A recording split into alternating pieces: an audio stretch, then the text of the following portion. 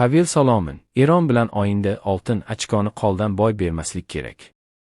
O'zbekiston uchun Jahon chempionati 2026 saralash bosqichidagi har bir o'yin oxirgisi final maqomiga tenglashib bo'ldi. Ertaga oqborlar mehmonda Eron bilan kuch sinashadi. Mazkur o'yindagi g'alaba bizni mundial sari juda yaqinlashtiradi. Bu bahs oldidan terma jamoa sobiq futbolchisi Pavel Solomin fikrlari bilan o'rtoqlashdi.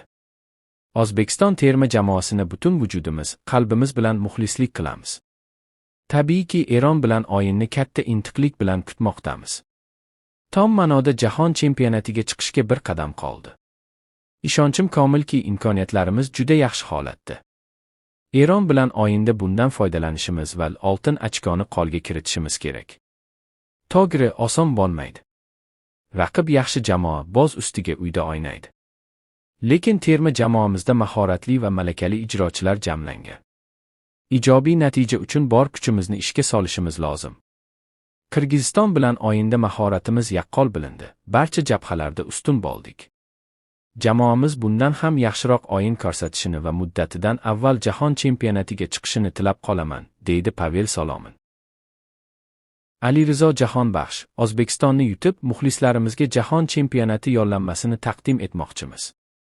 Eron terma jamoasi sardori Alirizo Jahonbaxsh jarohatidan tuzaldi va u ertaga O'zbekistonga qarshi o'yinda maydonga tushishi mumkin. Niderlandiyaning Heerenveen futbolchisi mazkur o'yin arafasida Eron ommaviy axborot vositalari vakillariga o'z fikrlari bilan o'rtoqlashdi. Jarohatdan so'ng maydonga qaytayotganingiz katta voqea bo'ldi. Ha, jarohat sabab Qirg'izistonga qarshi o'yinni o'tkazib yubordim va Qatar hamda Shimoliy Koreyaga qarshi o'yinlarda asosiy tarkibda tushmadim. Lekin hozir holatim juda yaxshi. Ham Heerenveen bosh murabbiyi Henk Bryuke, ham milliy jamoa ustozi Amir Galinoy men 90 daqiqa o'ynay olishimga ishonmoqda. Birlashgan Arab Amirliklarini ozodiyda mag'lub etishingizga ishonganmidingiz? Biz kuchli jamoamiz va hozirgacha jahon chempionati 2026 uchun yo'llanmani qo'lga kiritishimiz mumkinligini isbotladik. Bayga qarshi o'yinda bir taymda o'rtacha, ikkinchi taymda esa ancha yaxshi o'ynadik. Hatto raqib darvozasiga ko'proq gol urish imkoniyatiga ega edik. Endilikda jahon chempionati yo'llanmalari oydinlashmoqda. G'alabaga erishdik, lekin hali xotirjamlikka berilishga erta. To'liq maqsadga yetish uchun, oxirgi 2 o'yinni formal o'yinga aylantirishimiz uchun Tehronda O'zbekistonni mag'lub etishimiz kerak. Umid qilamanki, bu chorshanba kechasi sodir bo'ladi va milliy jamoamiz muxlislari bilan katta bayram qilamiz. Milliy jamoani mahalliy murabbiy bilan jahon chempionatiga olib chiqish qanday hissiyot beradi?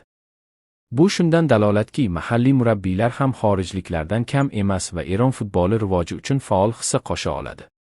Agar biz yosh murabbiylarga ishonch bildirsak va futbol bilimlarini kengaytirish haqida o'ylasak, kelajakda qimmatbaho xorijlik murabbiylarga ehtiyoj qolmaydi. Jahon chempionatiga yo'llanma olgan taqdirda guruh bosqichidan chiqishga va'da bera olasizmi? Bu butun millatning orzusi. Uni amalga oshirish uchun samarali yig'inlar o'tkazishimiz va dunyodagi eng kuchli jamoalarga qarshi o'rtoqlik uchrashuvlari tashkil etishimiz kerak. Mehnatsiz muvaffaqiyatga erishib bo'lmaydi. Heerenveenga moslashib ketdingizmi? Ha, Xudoga shukr. Hozirgacha Zvolle va Twente'ga qarshi muhim gollar urdim va bir nechta golli uzatmalar berdim. Murabbiylar ham mening o'yinimdan mamnun. Abi Lenstrad stadionida maydonga tushishda hech qanday muammo yo'q.